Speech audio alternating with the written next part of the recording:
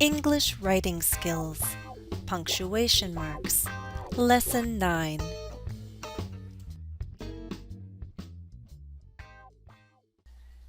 In this lesson, we'll talk about the ellipsis.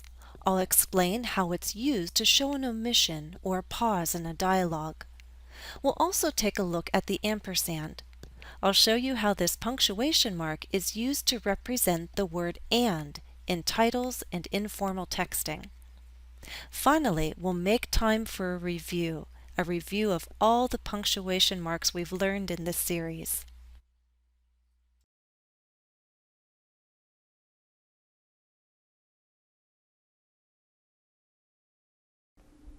Hello everyone, this is our last lesson on punctuation marks, and there are still two punctuation marks that I'd like to talk about. You may not see them as often as a comma, but you will see them and you may wonder about them.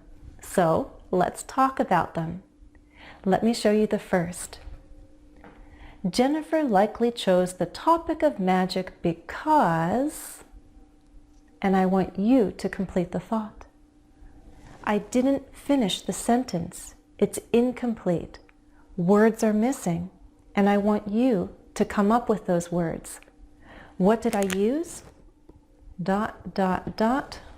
You can say dot, dot, dot, but the actual name of this punctuation mark is an ellipsis, or plural ellipses. We use an ellipsis to show there's an omission. We left out some words. Okay? This could be because it's a sentence completion. I want you, the student, to complete my sentence.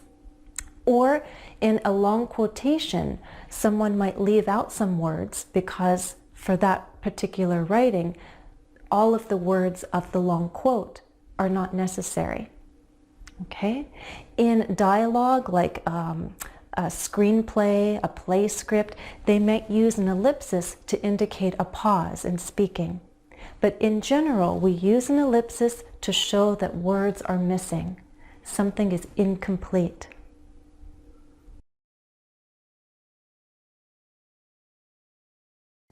Well, I chose the topic of magic for this series because it is an interesting topic, but it's a very broad one, and it allowed me to address magic in different ways, different kinds of magic, from magicians who perform in Las Vegas to movies about special abilities like telekinesis.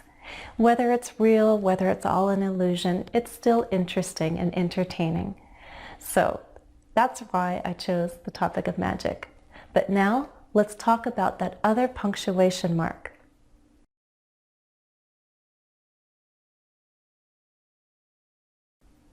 Let's say a new store just opened in your town, and the name of the store is Magic and More. Would you want to visit that store? Wouldn't you be a little curious to see what they sold? Picture the sign, the store sign, Magic and More. Can you see it written? How do you picture it? It could look like this.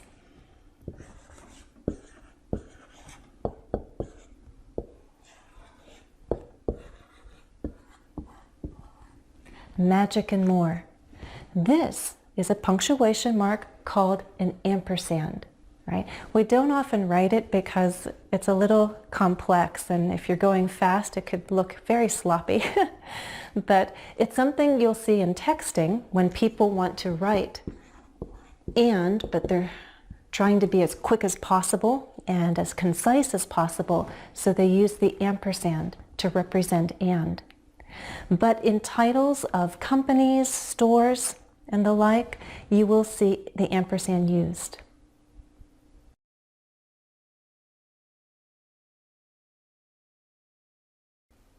In this series, we've covered a lot about punctuation. We've covered commas, hyphens, quotation marks, colons, dot, dot, dot. We've covered a lot. So now it's time to review. Let's try this. I'll show you a punctuation mark and you name it.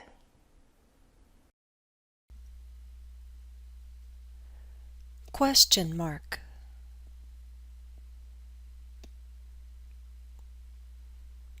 Period.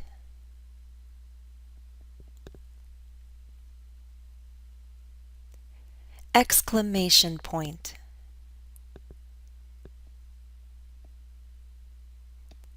comma,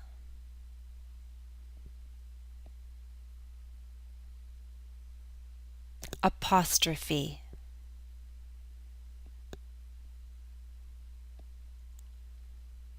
semicolon,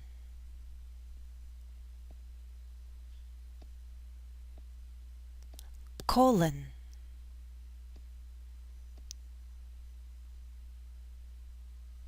parentheses,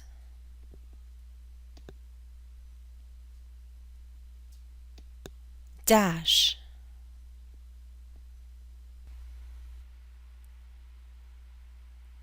hyphen,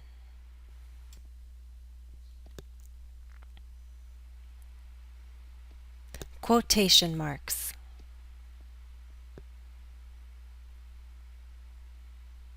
ellipsis,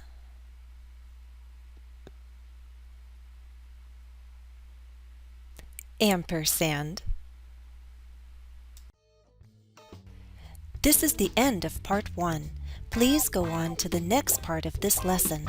We'll have more review and practice of all the punctuation marks.